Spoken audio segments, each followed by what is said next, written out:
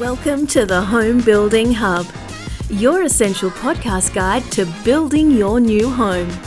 Hosted by industry experts Colin Bischoff and Darren Brennan, this conversational podcast will help better educate you about all things new home building so you can avoid costly mistakes and enjoy your building experience to the fullest, no matter which home builder you choose. G'day folks, Colin here from the Home Building Hub and welcome to another episode. I'm here with co-host Darren Brennan. How are you feeling today, Daz? We're pretty excited. We've got a special guest with us. Mate, absolutely. And wrap to, Snaffle, our special guest, to come along and join us, and really appreciate your time. I'll let you do the intro, Cole. You've got all the notes there, mate, but pretty good lineup today. Yeah, absolutely. Well, folks, today our special guest is Walt Collins. He's the host of a range of successful television series on the 10 networks, such as Healthy Homes Australia, which is 11 seasons in, if you don't mind, about to go to the 12th season. Country House Facelift is a 3-part series. And I guess the show we're here to talk about today is Channel 10's Buy to Build. So as a really quick snapshot, Buy to Build is currently in its 5th season. And in each episode, Walt essentially takes a new couple through, the home buying or the display homes and the home buying journey. And in the event they don't have land, he also covers off on estates and new developments, and really, I guess, helps identify the right estates and helps provide his guests and, of course, his viewers with good insights into the entire process, along with some tips and tricks along the way. So Walt's background, he comes from building and construction as a carpenter. He obviously provides his guests and viewers with, I guess, his vital knowledge in that space. But also he talks about the builders he presents and the building process as well. So today, Walt's going to give you some tips, some tricks, some insights. So be sure to grab a pen and paper. And I think that's enough rambling introduction from me. What we'll do is we'll begin. So welcome aboard, Walt. We're really happy to have you on. How are you going today? Thanks for having me. I mean, that's quite the intro. I was sitting back listening to that going, crikey, it sounds busy. But yeah, I'm doing good, boys. Thank you. It's a Friday. It's been a busy week, and just the speed of which the world is changing and turning still bewilders me, And exactly what you talk about on your weekly podcast is what I think we should cover off today, building trends and the way people are perceiving builders and what they're asking and what they're demanding now. Because it's certainly changed for us, I've seen, as we've done our show over the years. Yeah. Yeah, great. Well, just to begin with, Walt, if it's all right, could you give us a bit of a background, obviously, overall on yourself? And I guess, how did you end up becoming, a TV presenter? Well, it started for me actually growing up in the UK. So I was born in England and grew up in the UK. And mum and dad divorced when I was about 5. So dad was still very active in my life at weekends and things, but it was mum that brought me up. And we were pretty poor, that came from a poor English background, and had a beautiful house, a little cottage actually by a river. But I was not so good at writing English at school. I was using the school camcorder to film my assignments. I was only like 13 and 12, I was editing them on VHS back then. And, and I was kind of storytelling through that media. And the English teacher's like, we can't really mark you down for this because it's a new media that you're working with. It's emerging and we think it's going to take off. And, you're storytelling and you are writing stuff. And I was getting A's and A's pluses and all this kind of stuff. And persuaded mum that we needed a video camera for home. And she said, well, Walter, we can't afford one. I said, well, we have to get one. Anyway, she got one out on finance. And I started, there's a very short version of it, otherwise we'll be here all day, but I started a pirate TV station from my bedroom in this kind of 4-story house, like a terrace cottage, using my mum's wok as a satellite dish to beam a rough, weak signal from a video transmitter to about a kilometre.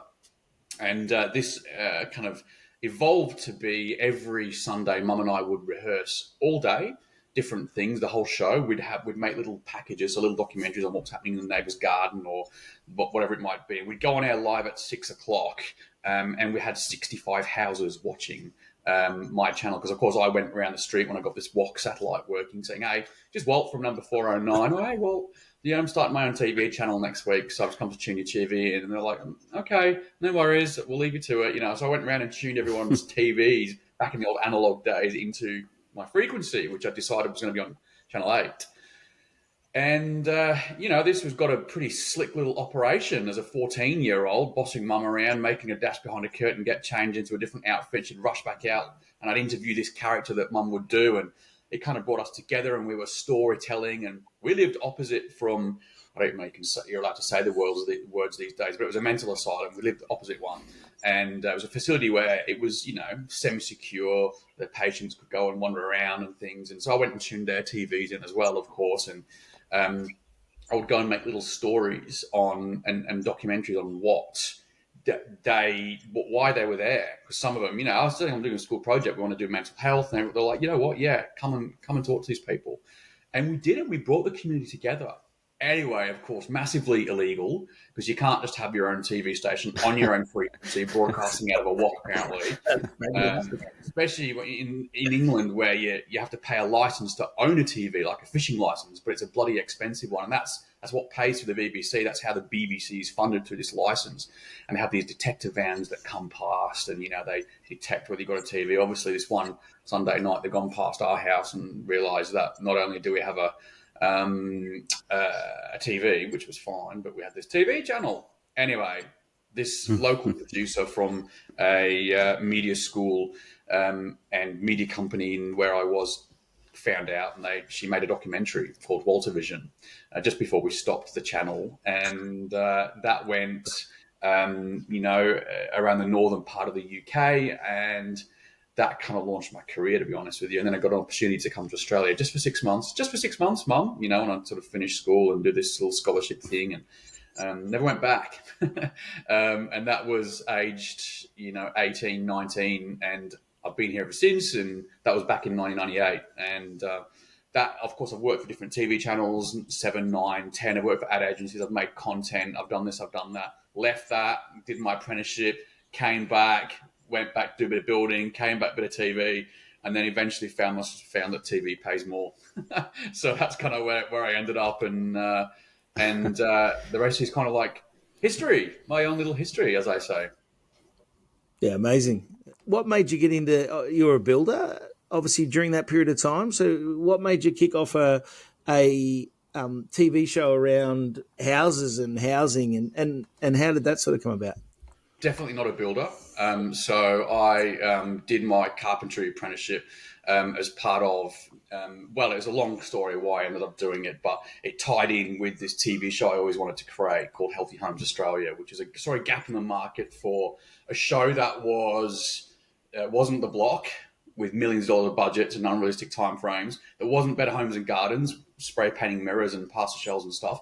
I wanted to do something which was like middle of the road. It was middle of the range. It was something that everyone could do this weekend. They could go to the local hardware store, buy it, do it, and it'd be realistic, and it'd be down to earth, and it'd be accessible. And so we did a pilot series called Healthy Homes Australia, actually on Channel 7, and that ran for one season, and we pitched it to Channel 10, and they wanted nothing to do with it. They didn't really answer our emails for a little while, and it was like 8 or 9 months before they answered the email. And then my business partner, Matt, got a response, and they said, Channel 10, they've offered us a slot. They want 13 episodes. I'm like, oh my gosh. And they're like, on air in 6 weeks, can we do it? And I'm like, yes. And by this point, I'd packed up my office. I'd closed down my production company because I was going to go move overseas and go into LA and just be a hopeless hopeful over there and see what I could, because I was sick of Australia TV and it was all rubbish and blah, blah, and then of course that opportunity came about and we did it.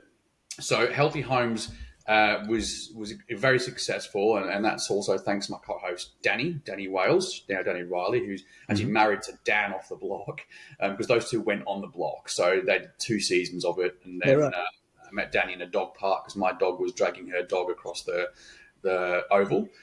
We got chatting, and the Healthy Homes is like its own little entity. It's like a prime staple. It's long running, 12 seasons, rates well, is a commercial success for everyone. I'm so grateful for that. But out of that, we saw an opportunity for a show which was about not renovating, but about building off the plans, and display homes and people choosing display homes. And as I've done healthy homes, I've learned a lot about. We worked with Seki Sui House before they closed up in Brisbane, and we followed over 5 episodes a build. I was the honorary apprentice, and I followed that build from basically excavation, slab framing, fit out, the whole lot, and we showcased it on the show. And it was our most watched segment for the on-demand part of our show by far. And so we came up with the idea for Buy to Build, which was basically a house hunting show, but for where people didn't buy the house, they bought the plans. And that's all circumstantial. What it gave us was the opportunity to showcase display homes and builders and why they build well. And again, Buy to Build is one of our highest rating shows that we do now out of our little suite of shows. And it's repeated all the time on Channel 10 and 10 Bold.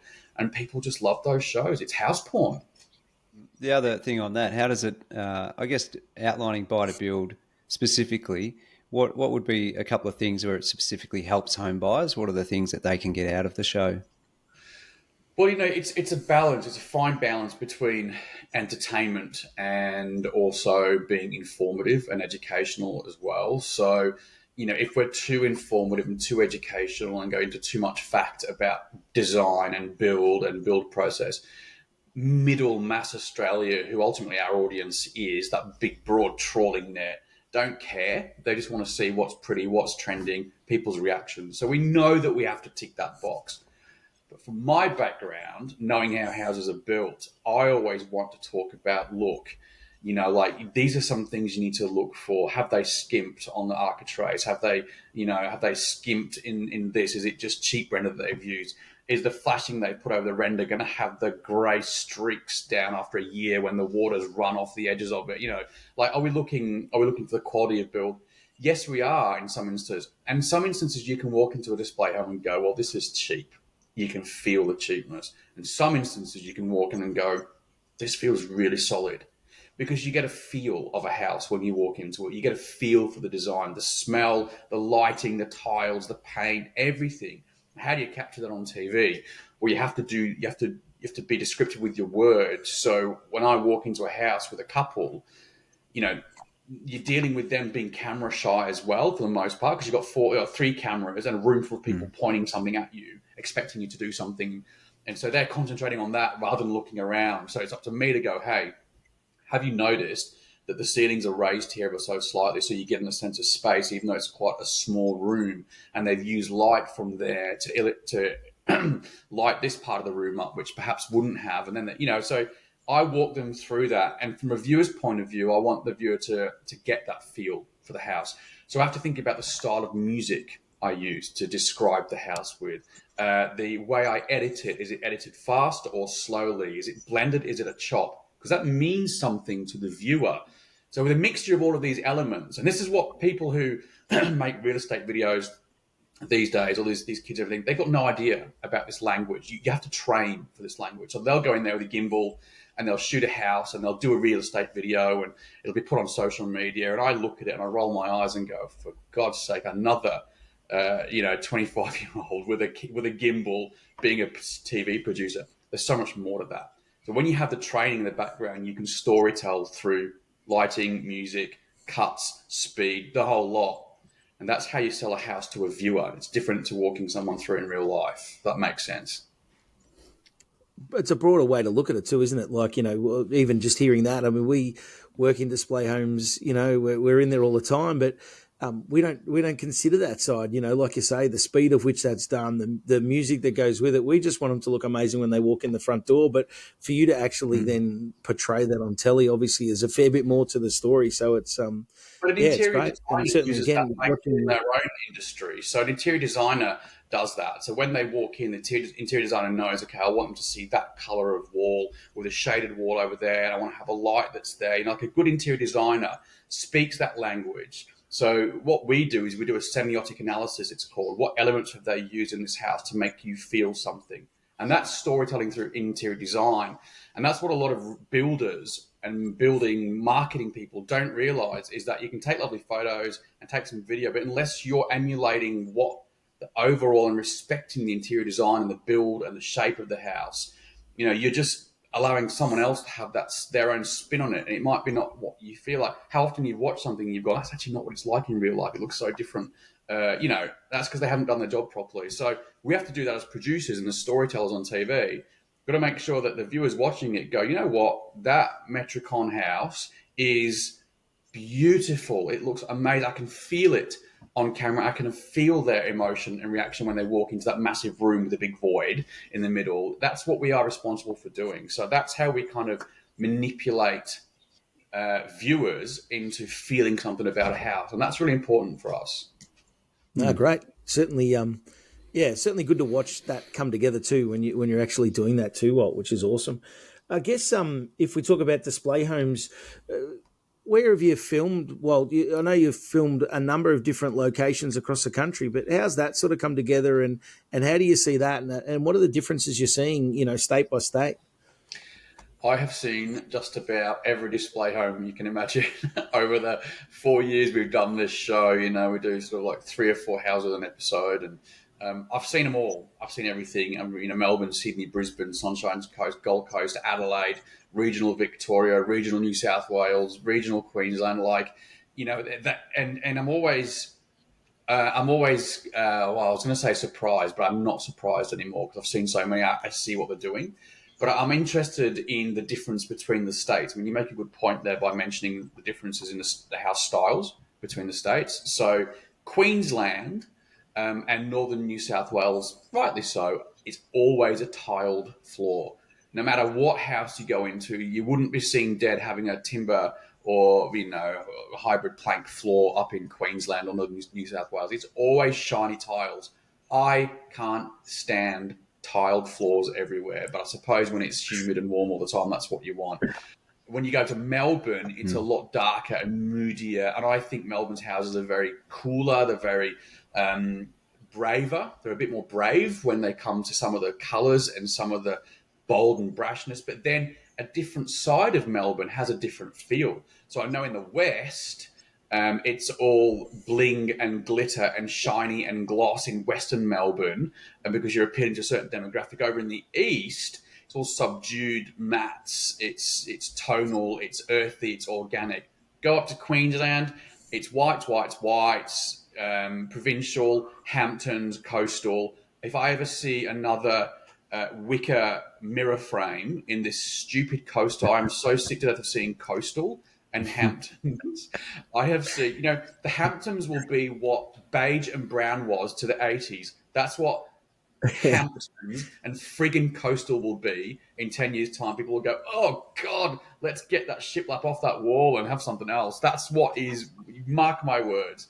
But up there, it's all Hamptons and, like Sharon, who's from the Gold Coast, wants to live out in the hinterlands. She wants a Hamptons house in the hills, and I find that. But Adelaide was interesting. Adelaide was a real mixed bag because there it was no particular commitment to anything. So you go into a house and it wasn't Hampton. They each had a bit of elements of this, that, and the other everywhere, So again, Adelaide was interesting. Sydney was just about maximising as much size as you can on the block of land up there. So up there, the Marsden Parks and the Orongs and all that area there, that's, it's massive. That's like the Calcullo and the Cloverton of Melbourne.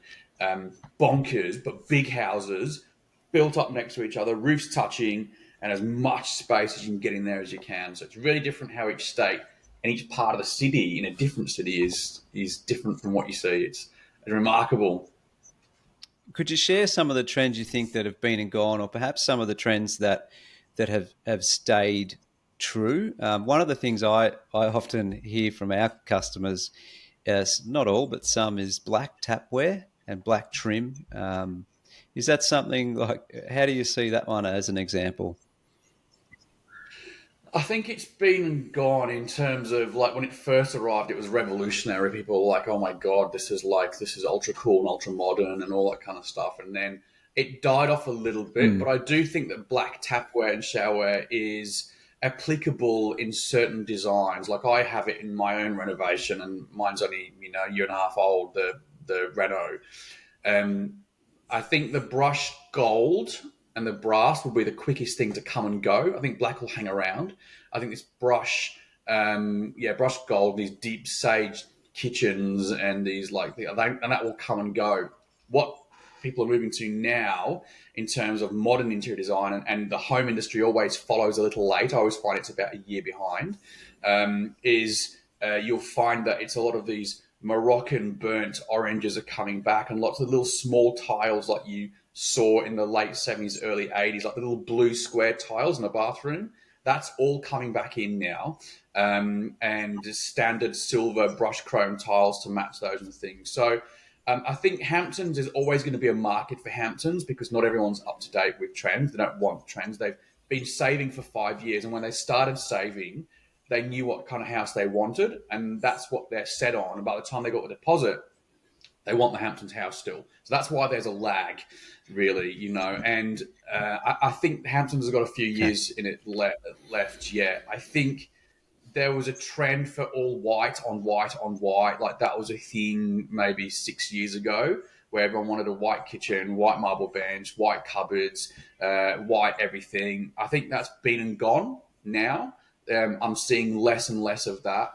I am seeing people starting to take a bit more risk with wallpaper in terms of the interior design. If we're talking about the colours and things, or people having these crazy, beautiful wallpapers in there, and that's quite prolific up in Queensland. I'm seeing a lot of like tropical but cool wallpaper. House design wise, I think that you'll find like COVID put a really weird spin in the market, the housing market, I feel, from a builder's point of view, because you came out of COVID, everyone had a bit of money and everyone was just getting on the property ladder. So people were buying small houses right up to the fences. I think now what you'll find is that those will start losing value, and it's the houses which have a bit of garden. And I think we'll start going back to the Aussie dream, because you can only saturate a market so much with houses crammed together, single story, 3 bedrooms, a strip of concrete out the back for you to walk around your house with, and that's all you get. I think you'll start finding that they'll be turning into ghettos in 5, 6, 7 years. That'll be the affordable housing. And I use that term, ghetto, not derogatory at all, but in terms of housing, like financial return, it will be a financial ghetto. People are going to want space, and there's a shift towards country ranch style, like this more rural living crammed into the outskirts of our cities. So that's what I'm predicting, is a bit more custom-y buildy, a bit more space, a bit more backyard. Good.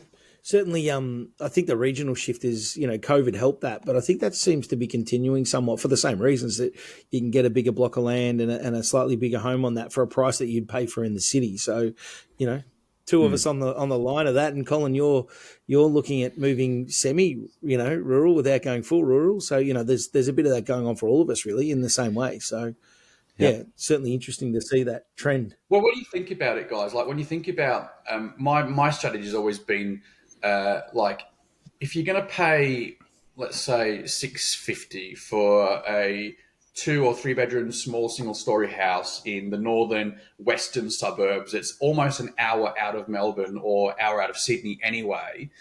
People are going, why am I doing that when I can go an extra 40 minutes out or half an hour and have land and acreage for that? And it's still beyond me. Unless you live and work out there, it is like, let's look at Cloverton, right? So those who don't know Melbourne, in the northern suburbs, there's this beautiful estate called Cloverton, one of the biggest master plan communities done by Stockland. I filmed there, full disclosure.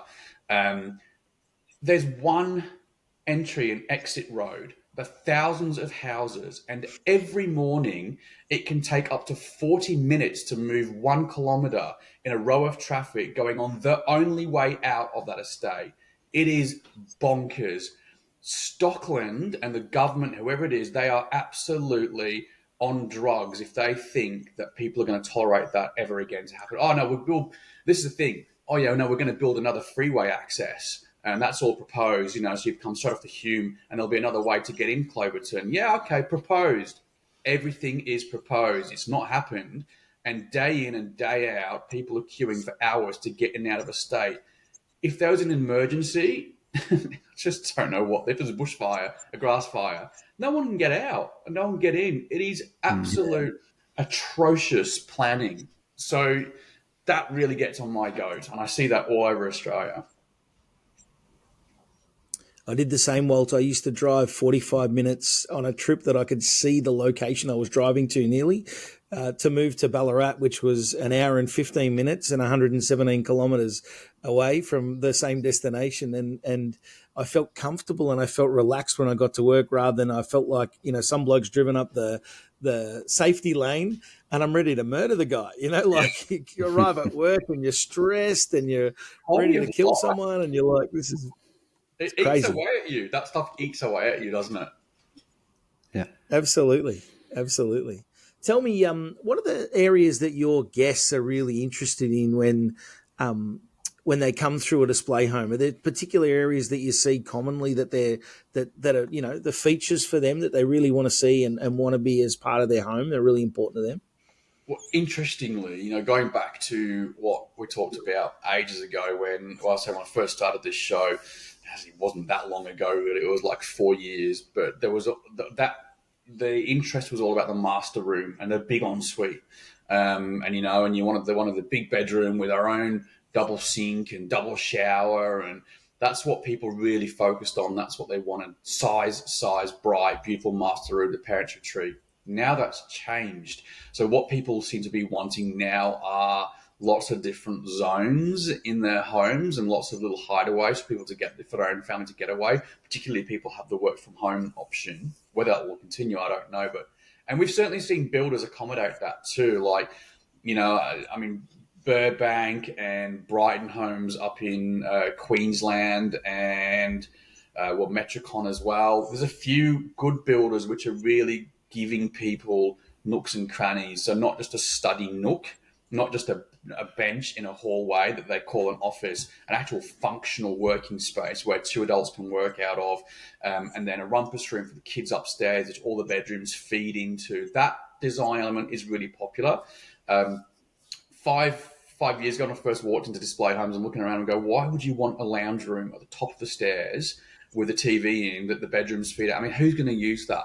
But now we're finding that is a key selling point, and the people that come on my show say we want lounge rooms. So the kids are watching TV upstairs. We can have a bit of our own solace and our own space downstairs. So builders have listened, or builders have created the trend. I'm not sure really where it sits, but people know what they want, and they want space within their home and sanctuaries, not just one massive big open plan thing. Now people want their own little their own little area.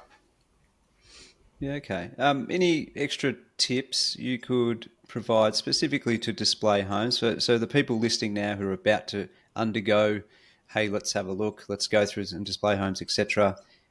Maybe we'll ask for your overall tips at the end of the episode, but just specifically for display homes, is there anything you could share, a couple of insights for them to factor in? I think the big thing I tell the people who come on our show is, don't be afraid to look at a style of home which you normally wouldn't consider. Because if you pigeonholed yourself into, I want the big master room, I want the balcony, I want the render, and I want the big kitchen open plan, just go and have a look at other styles.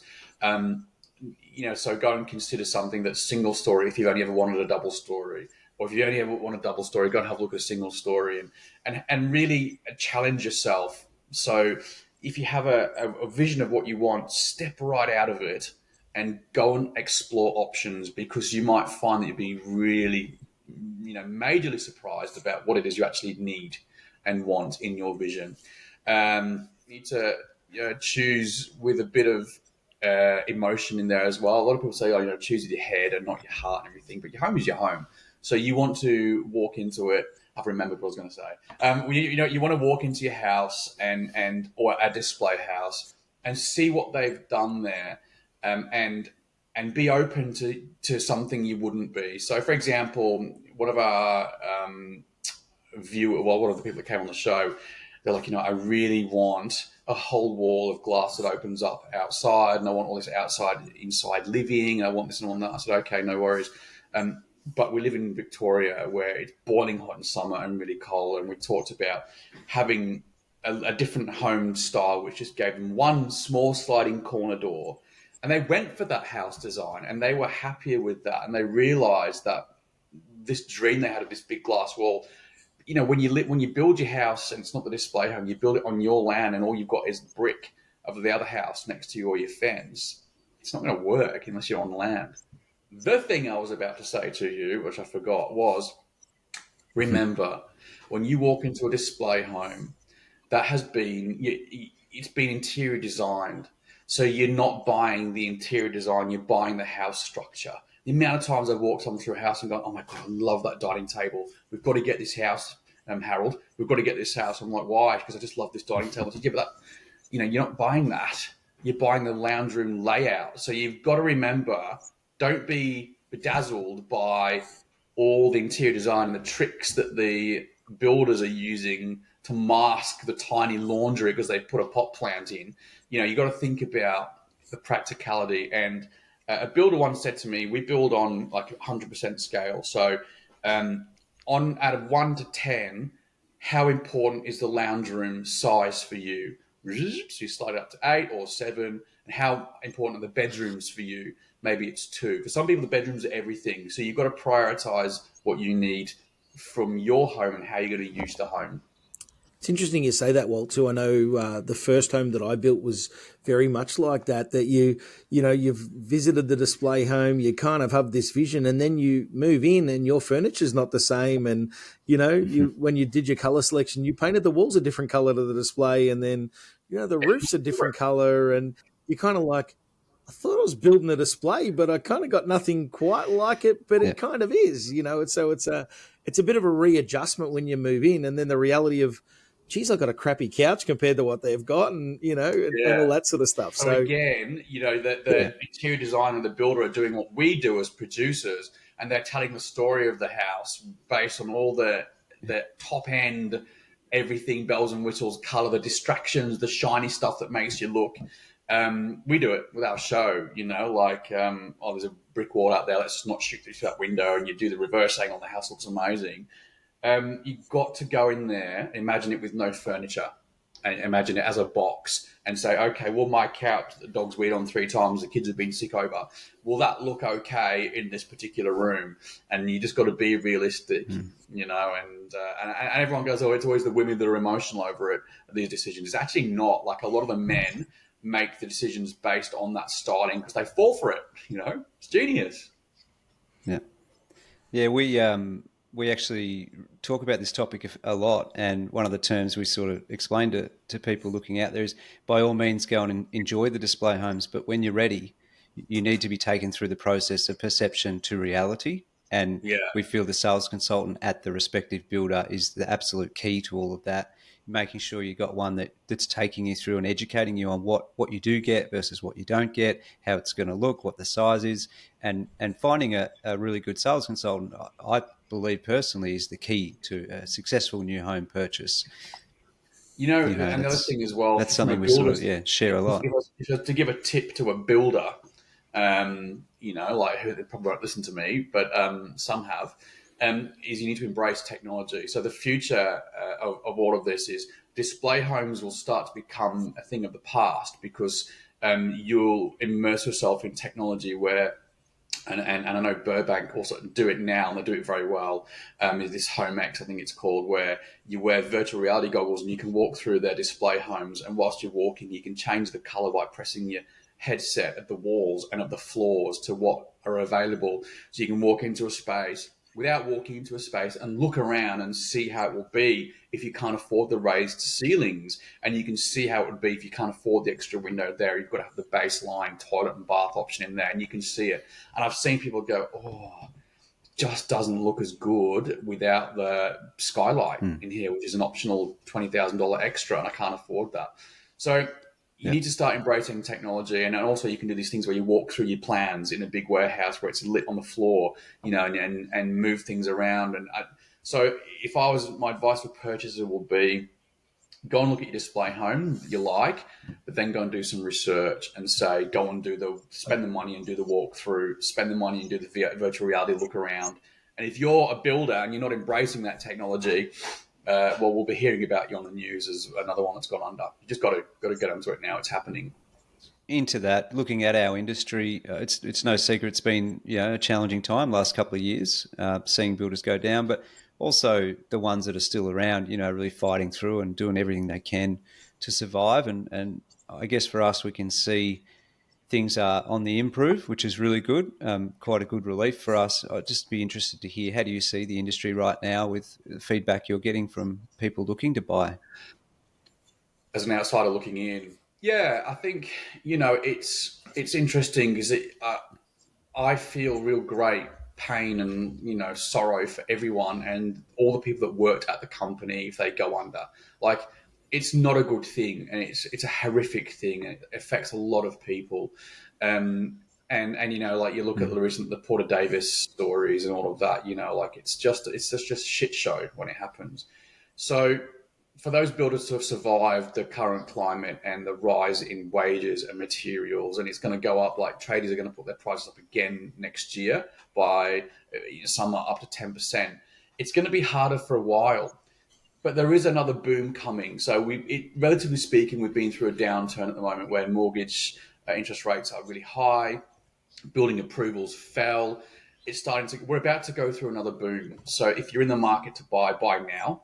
Build now, because in another year's time, you'll just be buying along with everyone else in the boom. So prices are about to go through the roof again. And I think looking into it, people, when they come on our show, go, and the feedback on social media, there's always people on social media have an opinion, is like, oh, why would you build with them? There's rumors that they're going to go under. One rumor can cancel 50 sales. I'm sure of it, they're close to going under. Well, they're not. They're smart people. The builders are smart. If they've made it this far, chances are they will make it. Have faith in them. Be smart. Be sensible. If you're unsure, wait. If you're unsure, speak to professional advisors. But really, what can you do? Like if you've bought a house and you put a deposit down, you can't help it. It's not your fault. You get nowhere in life without taking risks. There's no magic solution to that. But I just feel people are less trusting these days, and they're a little bit more reserved with their decision making. I think one thing in the buyer's confidence part is that a lot more builds are going to site a lot quicker now because there's a lot more titled land around. A lot of people have held off on building and then getting closer to titles before they make a decision, or even wait till the land's titled.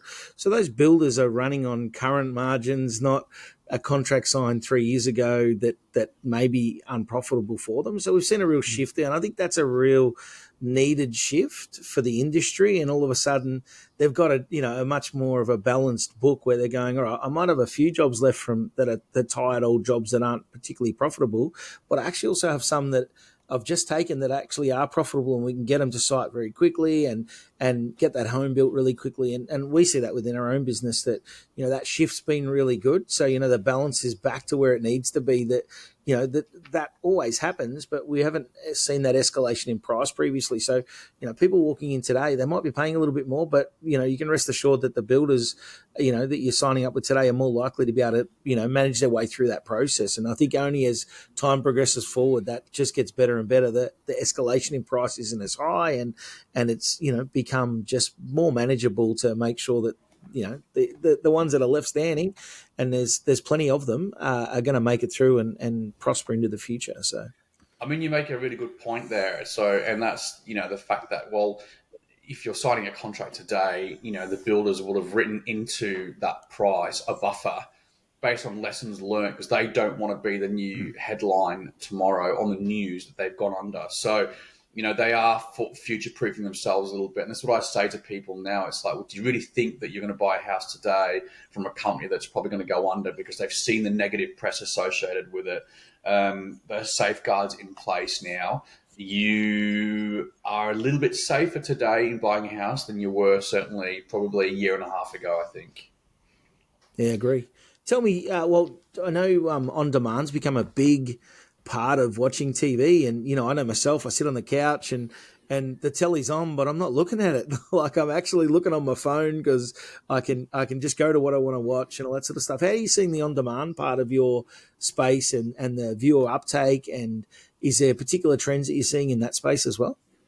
Yeah, I mean, when streaming first started coming about, I say, 5 years ago, it really took off. We were well into healthy homes by then, and everyone's like, this is the death of free-to-air TV. No one's ever going to watch, especially on a Saturday afternoon, which is when we're on. And we were a bit frightened. We're like, oh, God, maybe we need to try and get on Netflix or something. But what streaming has done is it's educated a whole new world, a whole new viewers market for us, because those people that don't watch TV on a Saturday afternoon, they'll may jump on 10 Play and they'll be watching Hunted or, Have I Got News for You or whatever it might be that's on there that is a primetime repeat. And there we are popping up in the most popular section. They're like, oh, what's this little home show thing now? It looks pretty cool. And they'll watch us. So we're getting people who've never watched TV at all watching the on-demand part of our show. So, I get messages at, 9:30 at night on social media. People say, hey, just watching your show.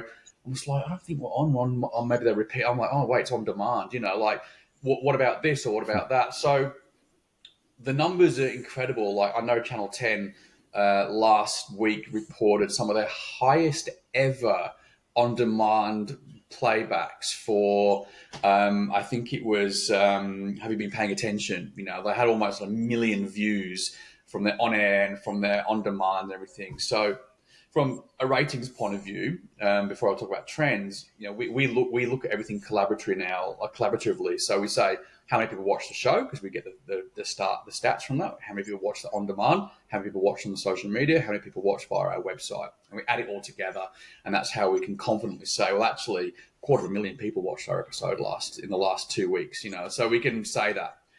Trend-wise, it was all about, a couple of years ago, it was all about people watching, because you can watch their house stories individually. If you go to buytobuild.com, though, you can watch the house tours individually, and then we can order through our video hosting thing who's watching the most. It's always about the affordable houses for people wanting to make decisions about, that was a mid-range house, that was a 200 grand build plus my land that would come in at 600. That was really popular. Now it is all about size, showing off, big, glossy, instant attention span seeking stuff where, we featured the big Metricon house, which you guys will be familiar with, out in Finesford, I think it was. Massive house, like on steroids, 6 bedrooms, an airport. It basically had everything you could imagine. And everyone wanted to look at that back. So the trending now for aspirational homes, and that's testament to my belief that we're moving away from affordability through to, I want the big house now, and I want the land, I want the lap pool, because that's a sign of me doing well. That's what I can show off to people on my TikTok and on my Instagram. This is what people are thinking. How's this going to look to my friends and family? So we're moving to a real show-off stage, and that's why I think builders are building houses which have got bling, and people are lapping it up. So I think that's where we're heading, and I think the on-demand stuff is certainly reflecting that in our material and our assets. I hadn't thought of it that way, Walt, but I do think that, looking at even the traffic coming through our centres, those big opulent homes are drawing more people through them as well. So, we see our traffic spike. Finesford's a great example, where that's in our regional West business, that's our highest traffic centre.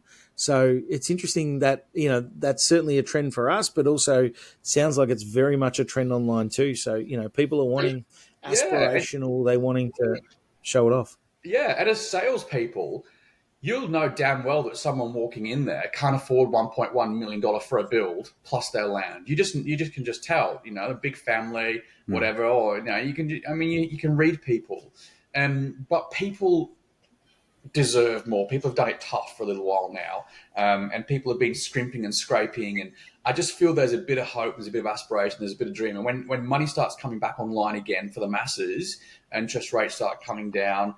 I think you'll just find people are shifting now. They want big, they want bright, they want bold. They've done the hard yards in their 3 bedrooms out in the burbs. They want something bigger. And like you say, traffic's going up in those houses. I think builders will start taking note. It'll all be about size for the land, I think.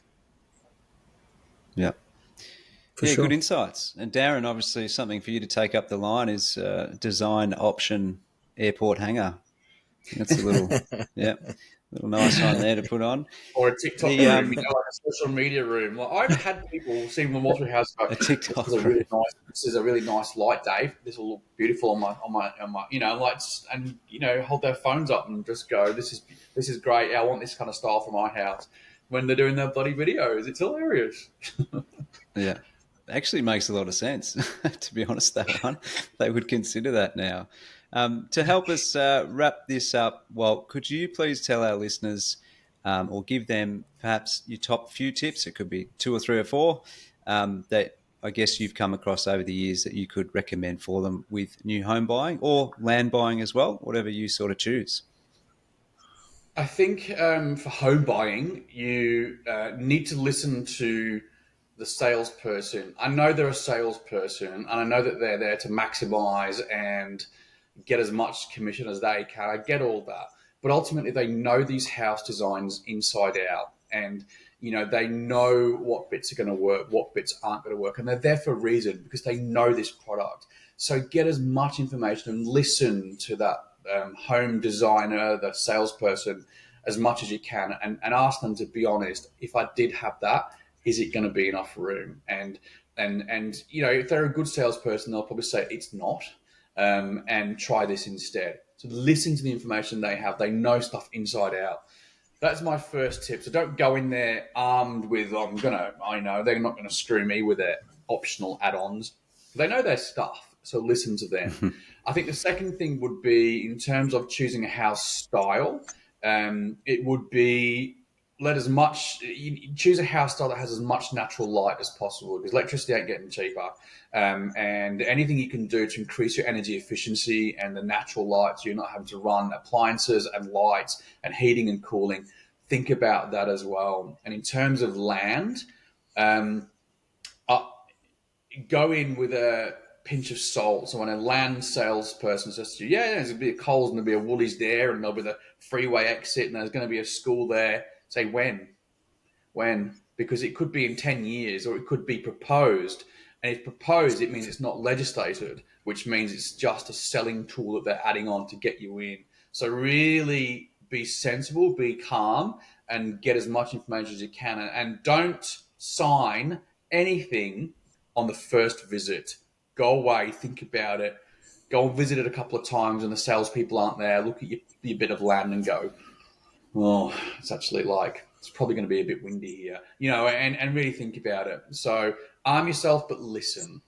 That's great feedback, Walt. Really, I think that'll, really help the listeners as well, in that process. So like where you've come from there. And it's great from your experience too, passing those tips on.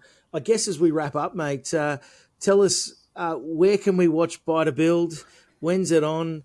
And have you got a bit of a sneaky insight that you might be able to give us of one of the upcoming episodes that we should be looking out for?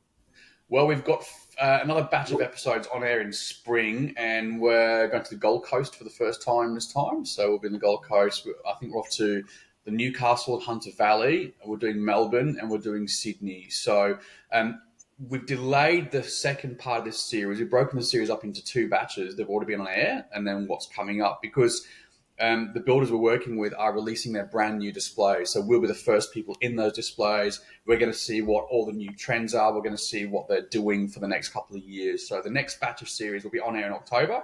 Keep an eye out for those. You can watch our shows on 10 and 10 Play.